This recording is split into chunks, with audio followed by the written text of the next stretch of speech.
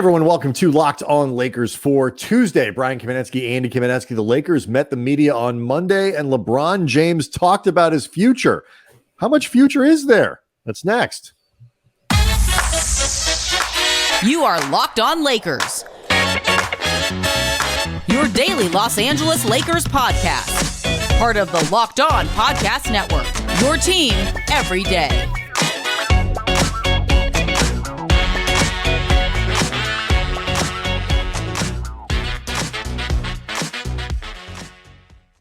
Thanks to everybody for making Locked On Lakers your first listen of every day, Monday through Friday, no matter how or where you get your podcasts. It's always free. It's never going to be behind a paywall. And Locked On Lakers on YouTube is where you can go to hang out with 21,000 give or take subscribers, all of whom are dialed back in, Andy, because the Lakers are back on the floor. They officially kick off training camp practices, I believe, today. Monday was media day. Everyone back in the building, media included. And look, you surf around the league, Andy, and you see that, in Philly, they're in, James Harden even there, and they're answering questions about that. In Toronto, it's like, why aren't you extending Pascal Siakam? And, they're every, like, all these little mini dramas going on all around the league. And you and I can vouch for the fact that Monday afternoon was the most chill, drama-free, controversy-free media day that I have ever been a part of. There was just nothing to latch onto in a sort of negative, angsty kind of way. It was phenomenal. I mean, as a franchise, traditionally, the Lakers have been above that sort of drama BS. That's like, true. it's not really what they do. They're not really into heightened storylines or clashes or a lot of media attention. They're not into a lot of will they, won't they, a lot of, inner turmoil. You would never, I'll tell you this, you'd never make an HBO show about the goings on of this franchise. No. And unfortunately, I think you could have made one that lasted longer, but that's another story for another day. There's always another network, Andy. Yeah. Oh, yeah. Maybe the CW picks up winning time, but is that still a thing? I think it is. Is that still there? I think it is. Good for you, CW. I think it is a part of sort of like expanded basic cable, but it is interesting to see the Lakers. It's very rare to have them be in a place where it feels like there's both no drama and they are legitimate contenders. It's rare to see the Lakers in a position where you really expect good things about them, and yet there does not seem to be a single personality clash or some type of rift on the horizon. It's really, really fun to step into this. And it's not even just like, Kobe versus Shaq or this or that. Like it's down to the stuff like, hey, what about this guy's contract extension? What about that guy? Like, Anthony Davis is locked up for the next, 5 seasons, I believe it is. And, LeBron has his contract, and I think it's pretty clear that he's going to play with the Lakers going forward, probably as long as he's going to be playing. We're going to talk about LeBron, talking about his future. Jared Vanderbilt has an extension. D'Angelo Russell theoretically has 2 years. Like, there's this feeling of settledness that is so unusual, particularly over the last few seasons with this team. And LeBron, to a man, even the new guys talked about continuity, like how they felt that they were stepping into something that already had a personality and a character and things like that. But, especially like, LeBron, AD, whatever, it just over and over again, this notion of not having to enter training camp where they felt like they had to start over. Where that to me was a theme that really ran through the day. Yeah, LeBron noted how, obviously there are steps that need to be taken, and this is a team that is not going to be skipping any type of steps, certainly under his watch. But he was really optimistic about the idea of picking up where they left off in terms of just the momentum that they built post-trade deadline, but also, too, that there shouldn't be much teaching going on. Like, I think to some degree there will be, in the sense that I would like to think Darvin Ham and his staff will have the opportunity to offer a more expanded playbook with these Yeah, guys and sure. like do more things that they couldn't do post trade deadline because NBA teams just don't get that many opportunities to practice, period. And B, the Lakers had to just run at breakneck speed, often without LeBron, sometimes without D'Angelo Russell. They didn't have the luxury of implementing a whole lot of different wrinkles just on a bunch of different levels. This year they should be able to, but other than Christian Wood and Taurean Prince and Gabe Vincent, there's nobody that you expect to be part of the rotation that's new. And as LeBron said, there should not be a lot of teaching going on. And that's really important for this team as they try to, hit the ground running and put their best foot forward. Other little things along those lines. So you talk about like the little details. D'Angelo Russell talked about reviewing film of the playoffs and like seeing those places where like, he did or did not do a good job with LeBron. He specifically talked about like needs to rebound more aggressively and things like that. And what struck me about it was not whether he's right or wrong or, do this, do that or whatever. It's that you can look at this as a player and be like, I'm going to go review film of last year's playoffs because I'm confident that this year that information will be relevant because the mix of players is similar. I'm going to be here. They're obviously going to be here. The LeBron and AD apart. When people, it's those details that separate teams and, the extra 2%, 3%, 5%. And there are just certain things that you can't accomplish until you have reps. And, the Lakers don't have 3 or 4 or 5 years of continuity, but kind of nobody does anymore. It's really hard to have that. And any sense of continuity is light years different than what they've had over the last 3 seasons. Yeah, the other part of the continuity that D'Angelo Russell talked about that's really good in terms of retaining the guys that they brought in, retaining the guys that they did, but also I think to some degree a personality like Gabe Vincent, who by all accounts is very professional, seems like a pretty laid back guy. Taurean Prince has familiarity as a former teammate of both D'Angelo Russell's and Jared Vanderbilt's. Christian Wood, for all of the question marks that come with Christian Wood being kind of a mercurial personality, he has a familiarity with Darvin Ham. He has a familiarity with Anthony Davis. D'Lo talked about how it's a really good group off the court together as in addition to how they play together. And that stuff's really important. Was it Vincent or it was one of the new guys? So it kind of made that same point. It's like you walk in and you can tell this is a group that is, familiar with each other, likes each other and all that kind of stuff. So you heard it from us, but I also heard it from one of the new guys too. Well, I mean, thinking about it just now, like when they put that group, like adding Rui, then all the deadline moves together with the guys that were still on the team, like everybody was in some ways either in need of some type of change or excited about being part of something that could be better. Like the remaining Lakers knew this roster can't possibly be more dysfunctional, less operational than what we had been dealing with.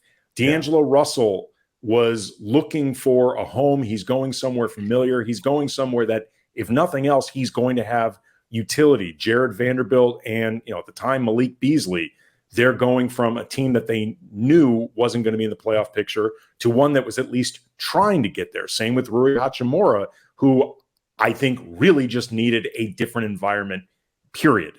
So that's a lot of different guys who all discovered something really positive together at the same time. That can lend itself to a lot of off-court chemistry and bonding in addition to what happens on the court. Yeah, one more point I want to make about this after the break, and then obviously we'll get into LeBron, who had some fascinating things to say about his present and his future. So all that next. Locked On Lakers is brought to you by Ibotta. It's football season. That means pizza. It means wings, various dips, and whatever you prefer at your tailgate. Go all out. Get some cash back with every purchase with Ibotta. The weather's getting cooler. Time to stock up your closet with winter clothes. And with Ibotta, you get cash back on winter coats, hats, gloves, scarves, everything for the whole family. Ibotta gives you cash back on hundreds of grocery items, from produce to personal care, pantry goods, so you can make sure you are beating inflation no matter what you're purchasing. Either link your loyalty account or upload your receipt after you shop. Get your cash back. It's that easy. The average Ibotta user earns $100 per year. That could cover the cost of an entire shopping trip. And other apps give you points they're hassle to redeem. You're not even quite sure what you're getting those points towards. With Ibotta, it's straight cash, homie. Cash coming back. You can cash it out to your bank account, to your PayPal, to your gift cards, and you can earn cash back on hundreds of online brands and retailers when you start with Ibotta. Lowe's, Macy's, Sephora, Best Buy, and more. So download the Ibotta app. Use the code LOCKED to start earning real cash back. Just go to the App Store, Google Play Store, download the free Ibotta app, and use the code LOCKED. That's IBOTTA in the Google Store or App Store, and use that code LOCKED. Before we finish this topic, I do want to give the shout out. My favorite line that I saw of the day was, I believe it was Austin Reeves on Spectrum Sportsnet, thanking Travis Kelce for changing the subject regarding Taylor Swift. So people, I think, are sort of just stopping, asking Austin Reeves about that, because everyone knows now where Taylor Swift's attention is, and it is with Travis Kelce and not Austin Reeves, unless it's all part of the smokescreen. You listed the new guys, you listed the players in the rotation. It's veteran players like Taurean Prince and Gabe Vincent, and these are Christian Wood. But I'm getting to Wood here, like business-like players in the case of Taurean Prince and Vincent. Wood is sort of the exception there, with the guy with question marks about things that go beyond talent.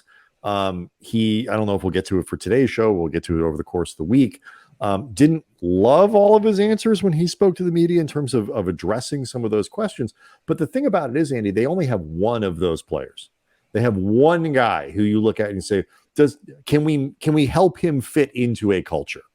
Nobody is concerned about Taurean Prince fitting into Lakers culture, or Gabe Vincent, or or guys like that, in terms of the players who are meaningfully part of this rotation. The only guy that they have to teach, if that's the right word, is Wood. And you can have one of those guys on a team, especially a team with this many veterans and this many professional players and a professional staff. So that part of it, I think, is worth noting as well. So LeBron, particularly if that guy, really quickly, is on a veteran's minimum contract, right? If it's the one guy that you have to get to buy in, but he's making $25 million, that becomes a different story. It's James Harden, or his name rhymes with Russell Westbrook, right? Whatever it might be, yeah. And so, all right, so let's talk about LeBron here, because he was, obviously hasn't retired, but he did address some of the comments that he made last year at the end of the season, and noted that they were, he was exhausted at the end of the year, and he wasn't blowing smoke. He wasn't making it up. That's how he felt at the time, that he wasn't sure if he wanted to come back and he was going to come back and play. And obviously, over the course of the offseason, he said he spent a lot of time, with his kids and all of that. And I'm like, you know what? I sympathize. When I spend a lot of time with my kids, I want to go back to work too. Like, I get it. They're tiring. But he said they rekindled a love of the game for him. Yeah, specifically coaching Bryce's team during the summer, his son Bryce. He said just being around basketball in a way that had nothing to do with, money or building a platform or any of all the different,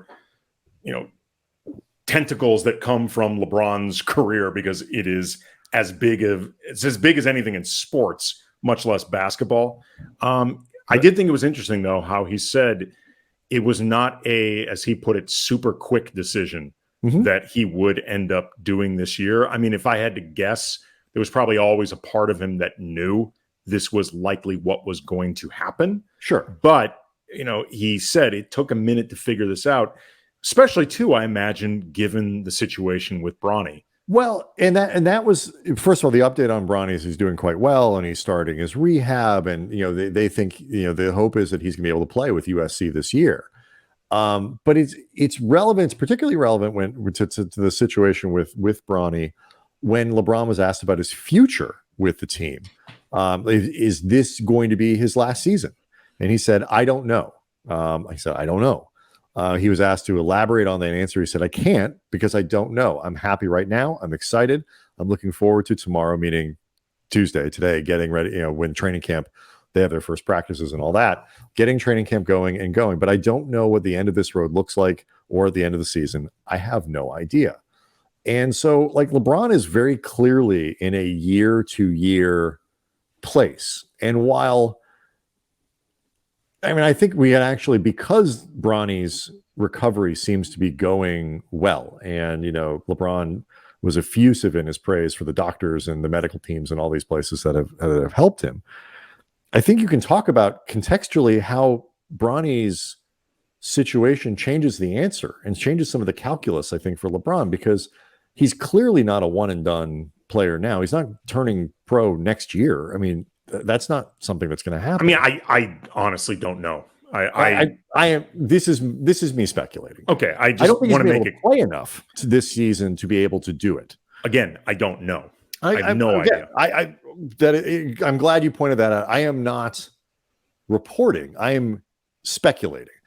I don't think you go from the situation, the medical situation that he has had, to certainly one and done when you're unlikely to play a lot in your freshman season.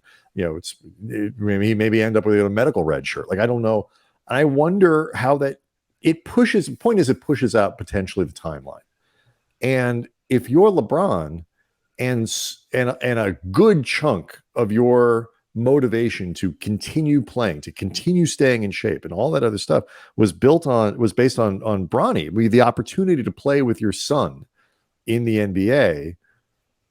It's just a different deal if that looks like it might happen in the next year or two versus the next 2 or 3 or something. Yeah. And so I think it is part of this calculus when you talk about LeBron, and because I was nervous to even sort of think in those terms and talk about this, because it's obviously the least important thing compared to Bronny's actual physical health. Right. And then his ability to play again, and then maybe his ability to turn pro one day, which is ultimately, I guess, less important than some of those other things. Yeah. LeBron talked about, where he's at right now. And he said that he feels like, even though by the time that Western Conference Finals ended against Denver, that he had pretty much nothing left in the tank, he's going on to refill it, recharge, and he feels like he's got a lot more left. Mm-hmm. It was interesting, though. Foot is better, which probably makes a difference.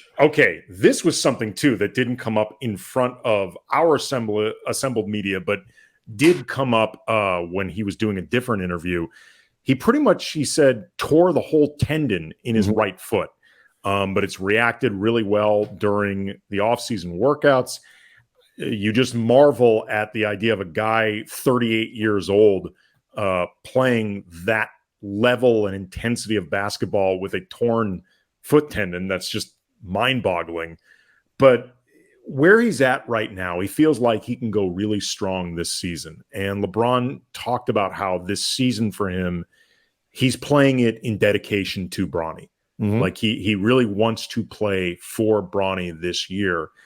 And, it made me at least think about, and again, this is based off nothing other than just thinking about narratives and storylines and the type of things that, quite frankly, I do think LeBron thinks about.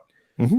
If the Lakers end up winning a championship this year in a season outwardly dedicated to his son, who dealt with, an extremely scary health situation that thankfully seems to be headed in the right direction, that could feel like the right note to hang it up on. Yeah, we talked earlier in the season about that idea of, like, it becomes more likely for him to retire if they're successful.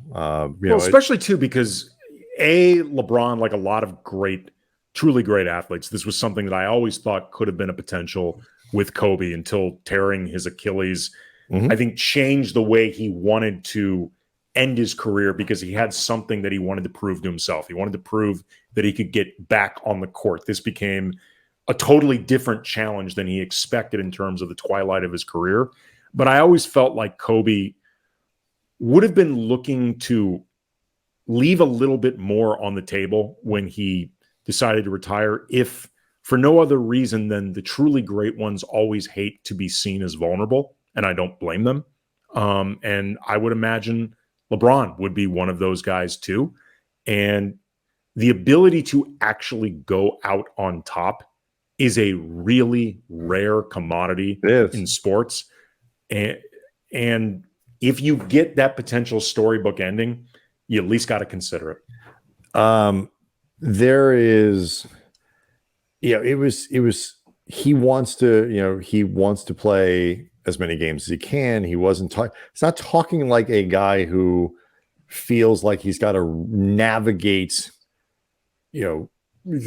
physical issues or this or that, or needs to dial it back or whatever.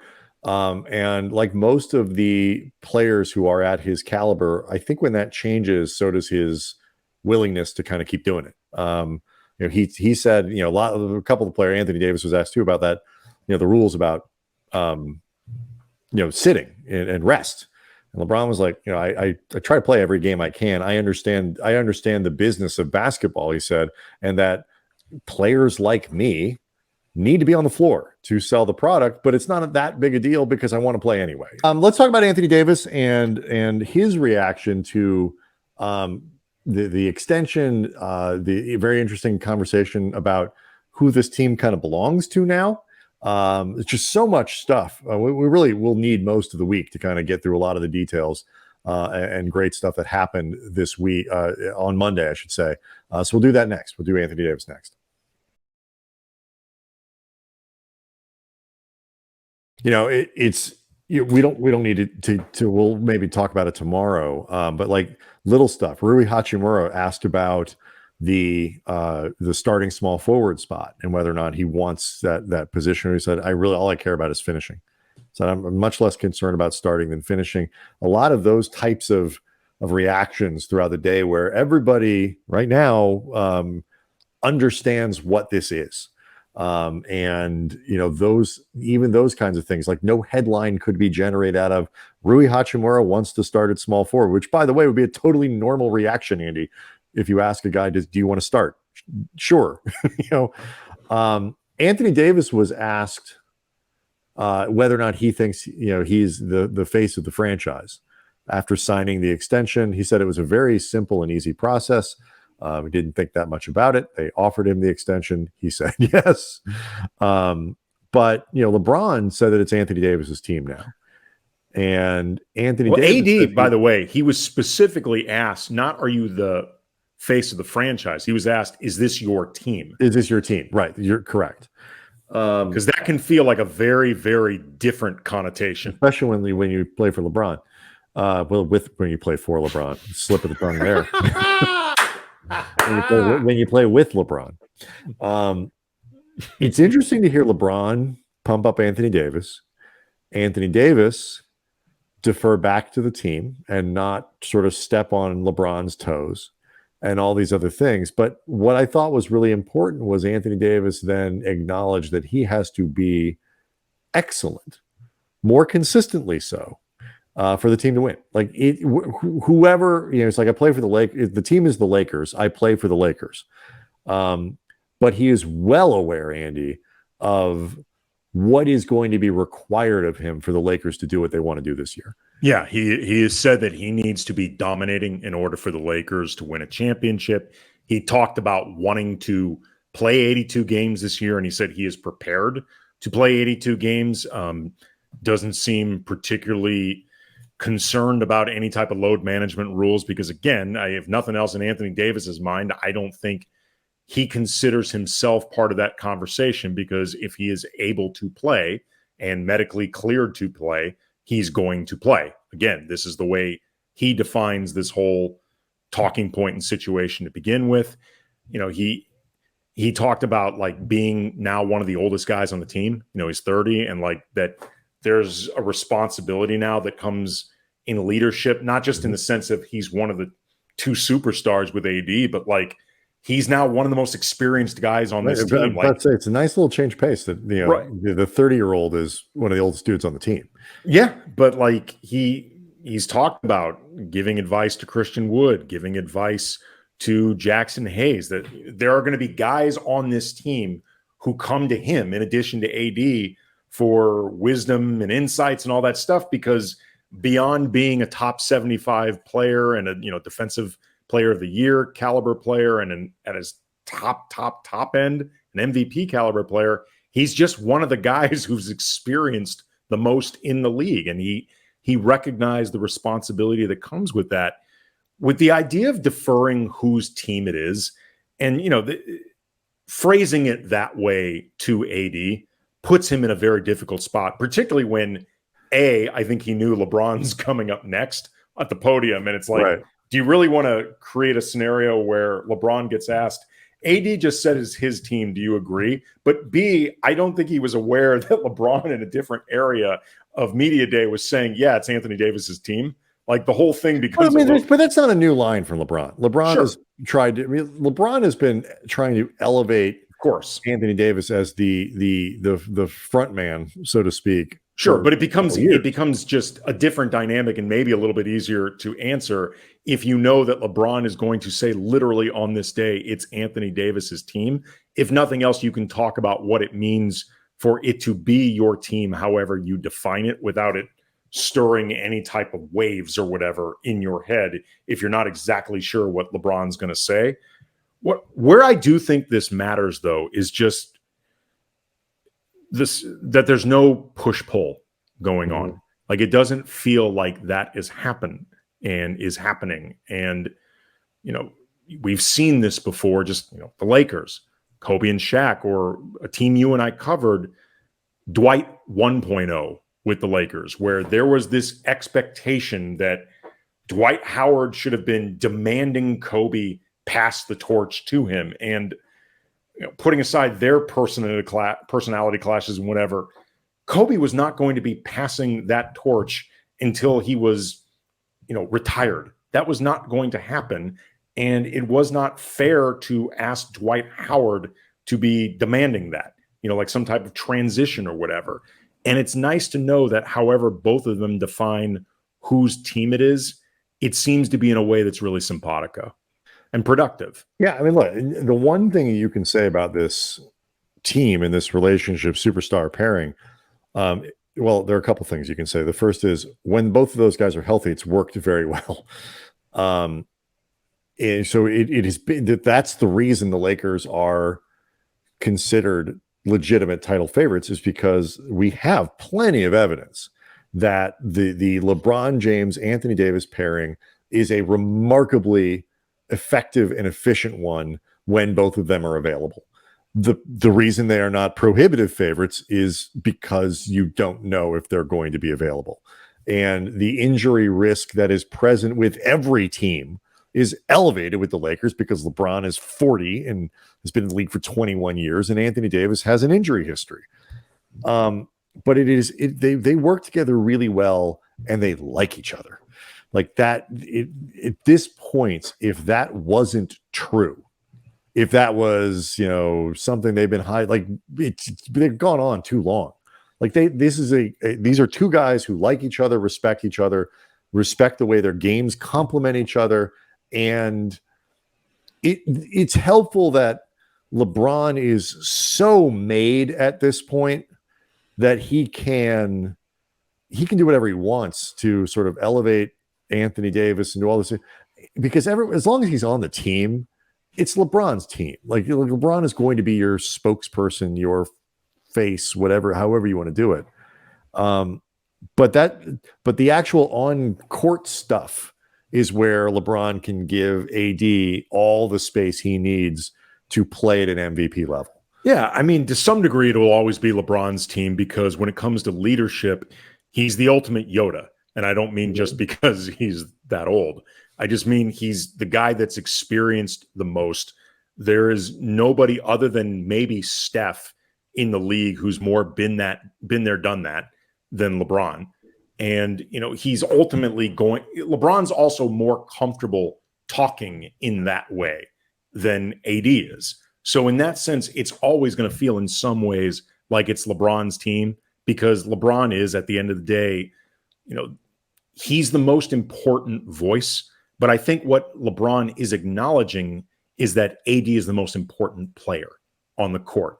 Like ultimately, they're not going to go as far as LeBron takes them. They're going to go as far as Anthony Davis takes them. I think that is absolutely fair to say.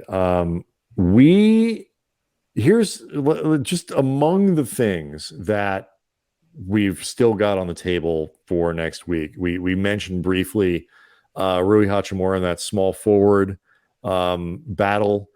It was Rui had a very interesting media session. D'Angelo Russell, what he was saying about kind of what he learned from last year's playoffs, rolling it forward in terms of how he can become a better player in his, what is it, like 8th or 9th season or something like that? Like, it's crazy. Like, these guys start so young. D'Angelo Russell's been around for a little while now, having a kid and getting older and all these other things. Both of us really impressed by Max Christie, and just the both got a lot bigger. Everybody says, Andy, I gained 15 pounds and I was in the lab and I was like, Max Christie looks much bigger, but he's also 20. So like 20-year-olds actually can get like much bigger and all that kind of stuff. And Jalen Hood-Schifino, when you get to see him kind of up close, that dude has a grown-up frame. So plenty to keep talking about. Austin Reeves and his media time. So lots to talk about over the course of the week. Lakers, of course, will start practicing and we'll get a feel. And I think, when did they play the first preseason game? It's over Saturday. the weekend. Yeah, Saturday. So we're in it. This is very exciting. Locked On Lakers on YouTube is where you can go to see the show, hang out with about 21,000 subscribers, a number sure to rise now that the season is here. So be a part of that. Leave us questions, leave us comments. We will see everybody on Wednesday.